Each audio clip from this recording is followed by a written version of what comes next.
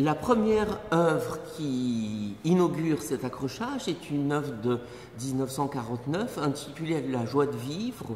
où le rapport au dessin d'enfant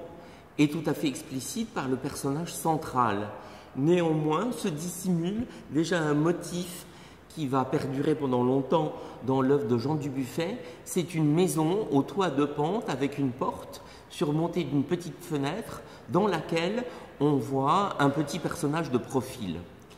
En fait, cela provient au départ d'un tableau de 1943 qui est l'immeuble en face de son atelier rue Lomont à Paris, où donc il regarde ses voisins et ses voisins le regardent, et ensuite de beaucoup de croquis qu'il a fait durant justement ces deux grands voyages à vélo dans le sud et dans le nord de la France, où en fait les gens le saluent quand il passe et il salue les gens quand lui passe. Donc on a toujours ce rapport assez empathique, assez généreux, assez émouvant entre Jean Dubuffet, homme et peintre, et le monde qui l'entoure et le monde qu'il se plaît à transcrire et à retranscrire. Cette spontanéité, cette joie immédiate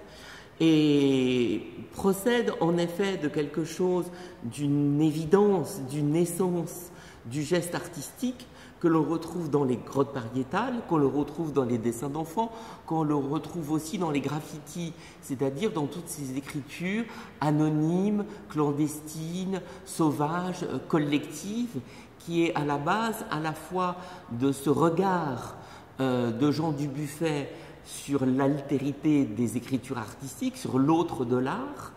et aussi sur son rejet de tout ce qui pourrait être les conventions et les normes culturelles. Donc bien sûr, il est tout à fait juste de référer à ce type d'écriture. Mais en effet, il y a un double mouvement qui est celui même de genèse d'une toile où il travaille toujours la pâte. Dans le livre de Georges Limbourg, qui est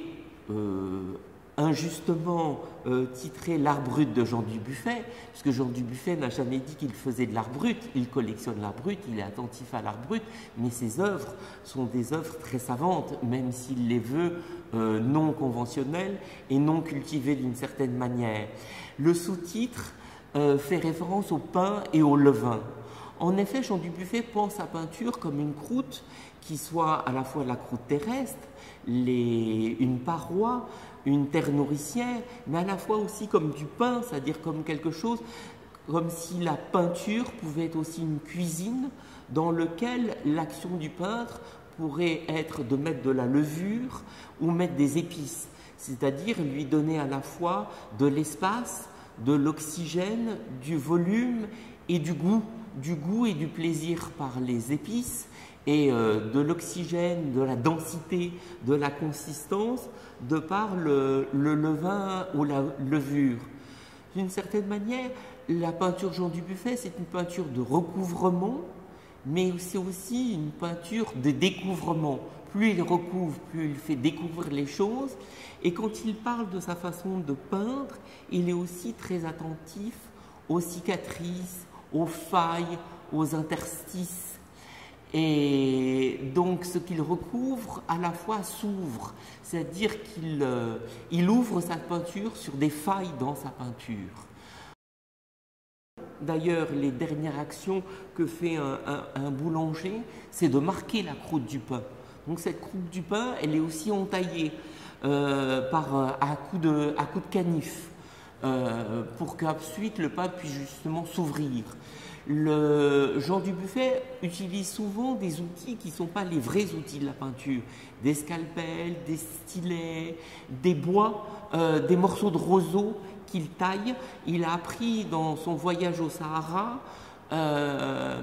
comment tailler des roseaux pour les utiliser comme des instruments à la fois à écrire et à la fois à dessiner, puisque les Arabes dans le désert dessinent avec des roseaux taillés et pas avec un porte-plume et une plume comme on le fait en Occident. Donc, et ça c'est aussi important parce que le roseau c'est du domaine de la nature et du végétal.